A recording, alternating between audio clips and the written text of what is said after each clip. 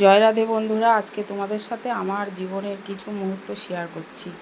এই যে দেখছো, আমি সকালবেলায় উঠে ঘর ঝাড় দিয়ে, উঠোন ঝাড় দিয়ে, তারপরে বাসন মেজে, ঘর দোর মুছে, স্নান করে, পুজো দিয়ে, তারপরে কিন্তু আমাকে বাইরে একটা জব করতে বেরোতে হয়। সেটা আমরা দুজনেই বেরোই, কেননা শুধু আমাকে এই ভিডিও আর ফেসবুকেই তোমরা দেখো, ভাবো হয়তো আমি ভিডিওই করি সারাদিন, কিন্তু না, আমার এই ফেসবুকের বাইরের জগতও কিছু আছে, যেটা আমরা দুজনে মিলে একটা ব্যবসা করি, আমরা স্বামী স্ত্রী দুজনেই।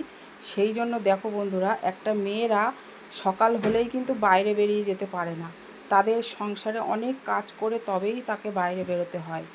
আর ছেলেরা সকালবেলায় ঘুম থেকে উঠবে, উঠেই তারা চোখ হাত মুখ ধোবে, কি স্নান করবে, করে তারা কিছু খেয়ে বেরিয়ে যায়। কিন্তু একটা মেয়ে পারে না, তাকে সকালে উঠে সমস্ত কিছু করে তারপরে বেরোতে হয়। এই যে ছেলে চলে এসছে, ছেলেকে খেতে দেবো, স্নান করে স্কুলে যাবে। তারপরে এই যে আমাদের মাল গুছানো হয়ে গেছে, এই মাল নেবে, ও চলে যাবে গাড়িতে মাল নিয়ে, আর আমি এই যে ভাত হয়ে গেছে, ভাতও টিফিন ভরবো, টিফিন নেব দুজনের খাবার। তারপরে আমার ননদের ছেলেটাও যায় আমাকে নিয়ে, আমি আর আমার ননদের ছেলে একসাথে চলে যায়, আর ও গাড়ি নিয়ে মাল নিয়ে ও চলে যায় হাটে। এই যে আমরা দুজনে চললাম, আমি আর আমার ননদের ছেলে। আমাদের বাবু যেন আমাকে খুব ভালোবাসে, আমি আর ও দুজনেই যেখানে যাই দুজনেই যাই একসাথে।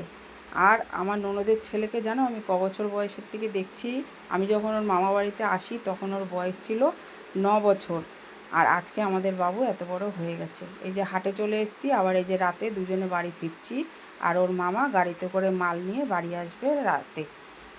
আর তোমরা দেখছো যে ফুচকা খাচ্ছি আবার দুজনে। আমাদের একটু আজকে সকাল সকাল হয়ে গেছে, এখন তো কোনো সিজন নেই, তাই বললাম বাবু চল একটু ফুচকা খাই। ফুচকার দোকানটাও খোলা রয়েছে আমাদের কালীবাড়ির ওখানে, দাদাটা খুব ভালো ফুচকা বানায়। ফুচকা খেয়ে এই যে বাড়ি যাচ্ছি। আজকে এই অবধিই থাক, আবার অন্য ভিডিও